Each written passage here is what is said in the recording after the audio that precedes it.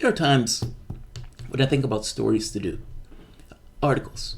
Oftentimes I kind of make my list and I kind of go down my list on the things that I think that are important, think that the audience wants to hear about, and things that are prevailing in the news. And there's some stories that I want to do, maybe not necessarily in the news per se, that I personally want to do. And sometimes, in some cases, there'll be this little whisper that says, well, wait a minute, why that story? Why do you want to do that story? There are other stories. And I find that to be interesting sometimes.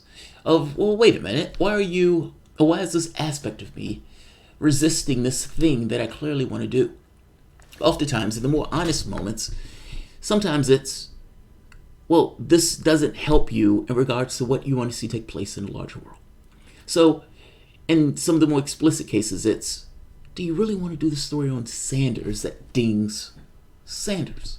Especially since that's your horse and that's the guy that you want to win because you believe in the wider world. It's a better outcome. It's a significant change, a significant outcome in the world. I think that's an interesting conversation. I would look at it and I would say, well, because the story is right. And then the question becomes, well, what's right? What do you mean by right? That's somewhat of a floating variable. Well, the story is true. That's what makes it right. But there are all sorts of truths that float into a particular argument or conversation when you talk about these things. Is it true in the context of the wider world? Is it true from the context of his own campaign? What's true? What do you mean by true? That can't be the determining factor on whether or not something is, as we would call it, right. Ultimately, I think what I boil this down to, though, is the first impulse of the story is you. That's you as an individual and something that you want to do because that interests you. That's something that bothers you based on your own interests and based on the things that you believe should be in the wider world.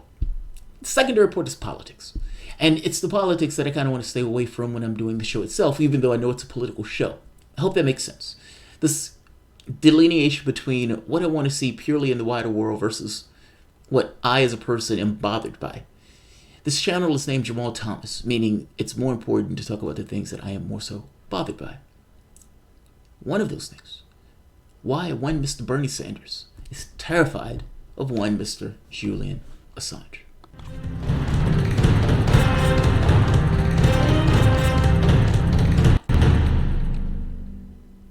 For the longest time, one of the criticisms of those on the left, especially those that support Assange and thinks that he's being railroaded and understands that what he puts out is journalism. Many of the people, the mainstream media that decry him, that shake their fists at him, have used the stories, have ran with his stories, publicized the stories. This notion of mass surveillance, that was Assange. This notion of the abuses of the military, that was Assange. Like, one thing after the next. The main thing that they hate him for, though, if I'm not mistaken, is that Trump gets elected. Yes, these guys are cozy to the military-industrial complex and all this other stuff and state secrets, that's true. But Hillary losing seemed to be something, deep down, bitter about it. Do you know, they did a poll and they were asking people, how many of you would like to continue with the Russia investigation? Roughly 30-something odd percent. Which is roughly about the Democratic Party. The rest of the nation wants to move on. They do not. So you can understand with Julian Assange being vilified from the context of Trump and Russia and being this kind of conduit that Democrats are looking at with a certain degree of scorn. It is extraordinarily difficult for one Mr. Bernie Sanders, who wants to get elected, to have that conversation, to bring that up. To mention that.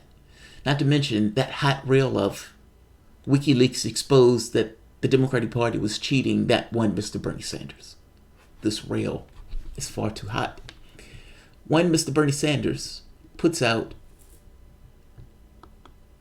this tweet, if I can find that tweet. I'll just read it. Let me be clear.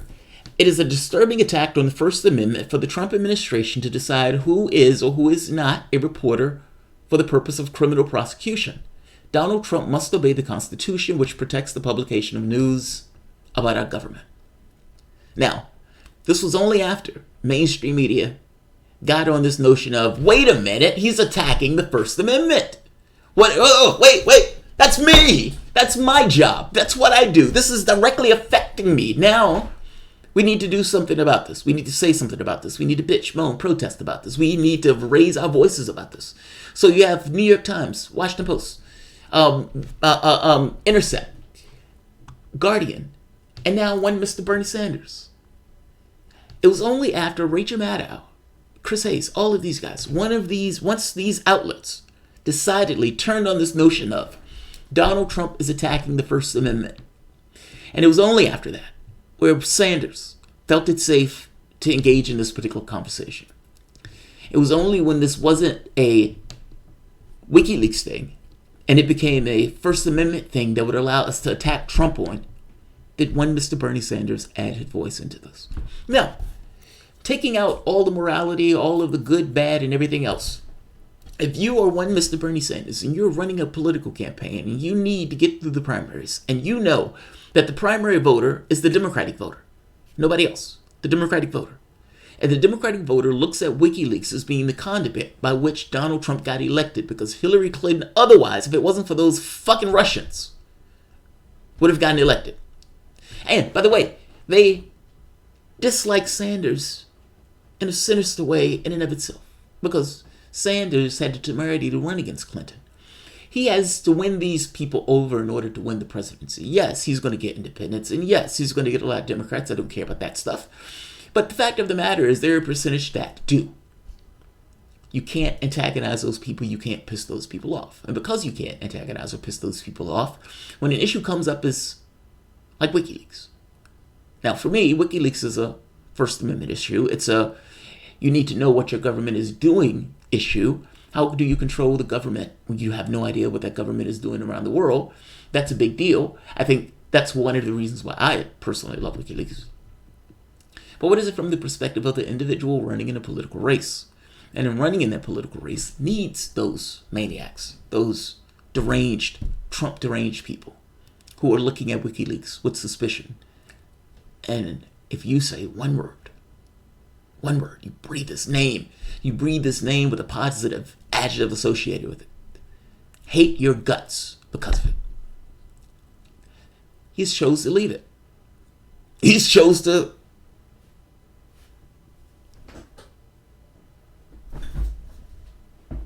He's terrified. He's terrified. Understand, one of the things that WikiLeaks exposed is that they were cheating the same when Mr. Bernie Sanders. Bernie Sanders didn't want to touch that with a hot rail. But Bernie Sanders knew he was being cheated. He said nothing about it. Like, this is one of those issues that pisses off Sanders supporters from 2016, that he didn't say anything about it, that the evidence was there that they were cheating him. And now you're running in another contest where the conversation of whether or not you're going to be cheated again, for some reason, seems off the reservation. Seems off the reservation. So Sanders decides to leave it. That's his political choice. That's the way he's decided to go about this particular issue. He believes that it is inflammatory to bring something like this up with a lot of people who consider WikiLeaks to be the thing that lost them the election. I think that's what it is. Now, from the standpoint of people who support Sanders and who knew that WikiLeaks was the conduit by which we found out, and not even found out, just got the evidence of that he was being cheated, it is an utter betrayal that he doesn't say anything about it. This is one of those things that is a no-win situation from the standpoint of the Sanders campaign. He wants to win this contest. He believes the world is better if he wins this contest. I believe the world is better if he wins this contest. And this hot rail of WikiLeaks comes into the picture, to which he may think, I appreciate WikiLeaks totally, but goddammit, I can't say anything about it. But from my standpoint, this is a big deal. It is a First Amendment issue. It was a First Amendment issue the first time around, whether they recognize it or not. But beyond it being a First Amendment issue, the U.S. is jumping the shark. And it's jumping the shark on somebody who is exposing things that is vitally important in the public interest and the things that we needed to know in this society. How on earth do you keep control of your government if you have no clue what your government is doing in the shadows? That stuff is horrifying. The government takedowns, the things that these guys talk about behind the scenes, the money that exchanges hands, like talking about the Clinton Foundation. This stuff is astonishing. But from Sanders position, he can't talk about it. From my position, he should. But again, that's my position. I mean, that's coming from somebody who's outside of the campaign, who's looking at this from this position of, it is a travesty of justice that he's had to stay in that embassy for all of that time. And I got to be honest, I haven't even heard someone ask a question of, if it's President Sanders, would he get rid of the extradition of Assange? That's a question I want to hear. And at the very least, that's a question where he can't necessarily duck. Cassandra Fairbanks says, about time, thank you. But it's about time, thank you. You shouldn't thank him for this because he's not talking about Julian Assange. He's talking about the First Amendment. That's a difference. Gordon DeMack nails it. Too little, too late. Right there. Right there. I'll end this here. I don't want to keep this one too long. If you guys enjoy the content, please feel free to share, like, subscribe. You can always support through PayPal or Patreon. Look, it's a dichotomy of position, right? If you're in the Sanders campaign, if you're Bernie Sanders, you don't want to touch this issue. Can't touch it, can't breathe a word of it. You don't want to hear anything about it because it's radioactive. By the same token, if you're outside the Sanders campaign, these are the guys that expose the fact that they were cheating at one Bernie Sanders. What's right is purely dependent upon where you are. This is somewhat of a no-win situation. I think my issue with talking about this, it needs to be talked about in a way of contextualizing, while same token, I'm kind of annoyed with the fact that he's terrified of the subject. Either way, it seems at this point media has woken up to the fact that there's an attack on the First Amendment, and at this point Bernie Sanders has now been allowed to give his point of view. That point of view being, let me be clear, it is a disturbing attack on the First Amendment for the Trump administration to decide who is and who is not a reporter for the purposes of criminal prosecution. Donald Trump must obey the Constitution, which protects the publication of news about our government. And this notion that the government will say, well, that's a good journalist and that's not, it's nonsense.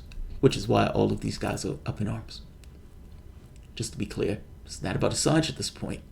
This becomes the issue of the First Amendment. I ended here. Thanks all.